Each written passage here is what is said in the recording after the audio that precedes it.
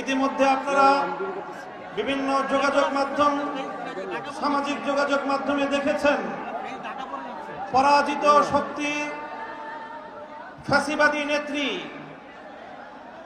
জালিম শাহী শেখ হাসিনা নরেন্দ্র মোদীর ঘরে বসে বাংলাদেশের অভ্যন্তরে 15ই আগস্টকে কেন্দ্র করে বিশৃঙ্খলা সৃষ্টি করবার জন্য তিনি উস্কানি দিচ্ছেন।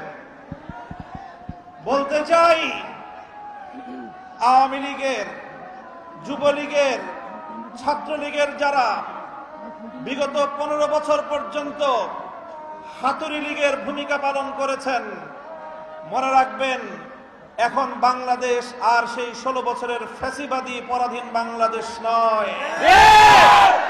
এই বাংলাদেশ আজ স্বাধীন বাংলাদেশ। ছাত্র জনতার এক সাগর রক্তের বিনিময়ে অর্জিত এই স্বাধীন বাংলাদেশে যদি 15ই আগস্টকে কেন্দ্র করে কোন নৈরাজ্য সৃষ্টির পায়তারা করা হয়, সারা বাংলাদেশে তাদেরকে প্রতিরোধ করা হবে।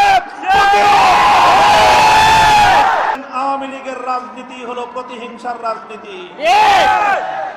1975 সালে 3.5 বছরের অপশাসনের যুগে শেখ মুজিবুর রহমান সাহেব নির্বিচারে দেশের 30,000 যুবককে হত্যা করেছিলেন। এদেশের বাকশাল কায়েম করার মধ্য দিয়ে মানুষের সকল অধিকারগুলো তিনি হরণ করেছিলেন। অধিকার হারা মানুষ তখন তারা ক্ষুব্ধ হয়ে ধানমন্ডির 32 নম্বর বাড়িতে অভ্যুত্থান পরিচালনা করেছিল। তখন এই শেখ হাসিনা ঘোষণা দিয়েছিল যে জাতি তার বাবাকে হত্যা করেছে তিনি সেই জাতির কাছ থেকে প্রতিশোধ গ্রহণ করবেন।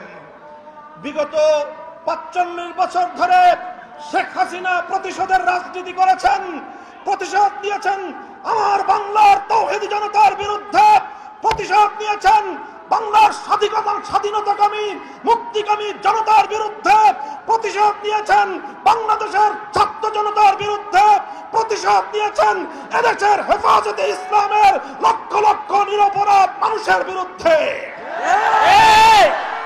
তিনি একজন খুনির নেশায় মাতাল, খুনের নেশায় মাতাল। আপনারা লক্ষ্য করে থাকবেন, যারা মাতাল হয়, মদখোর হয়, তারা সারাদিন যে যেখানে থাকে, দিন শেষে রাতের বেলায় সব মাতালগুলো একসাথে হয়ে মদ্যপান করে মাতলামি করে।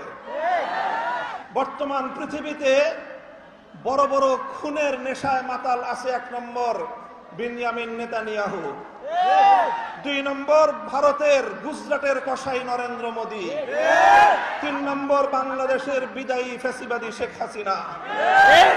এই শেখ হাসিনা এখন গিয়ে খুনের নেশায় মাতাল হয়ে নরেন্দ্র মোদীর সাথে আখড়া করেছে। যদি সেখান থেকে বসে বাংলাদেশের স্বাধীনতার উপর কোনো হস্তক্ষেপ করার চেষ্টা করা হয়, তাহলে বাংলাদেশের মাটিতে ভারতীয় দূতাবাস থাকতে পারবে না। শেখ হাসিনার বিরুদ্ধে বাংলাদেশে বিভিন্ন থানায়, আদালতে হত্যা মামলা দায়ের হয়েছে। আমি আহ্বান জানাতে চাই, খুনি হাসিনাকে ধরে এনে বিচারের কাঠগড়ায় দাঁড় করাতে হবে। প্রিয় সাথী ও বন্ধুগণ, বক্তব্য শেষ। ইনশাআল্লাহ বিগত দিনে যেভাবে আমরা রক্ত দিয়েছি পিলখানায়, যেভাবে আমরা রক্ত দিয়েছি শাপলা চত্বরে, যেভাবে আমরা রক্ত দিয়েছি মোদী বিরোধী আন্দোলনে হাটহাজারীতে, যেভাবে রক্ত দিয়েছি আমরা মোদী বিরোধী আন্দোলনে ব্রাহ্মণবাড়িয়ায়, ঠিক আগামী দিনেও দেশের স্বাধীনতা রক্ষার জন্য, ইসলামের হেফাজতের জন্য যদি আবার রক্ত দেওয়ার প্রয়োজন হয়, স্বাধীনতার ঝান্ডা নিয়ে রক্ত দেওয়ার জন্য প্রস্তুত থাকবে কারা?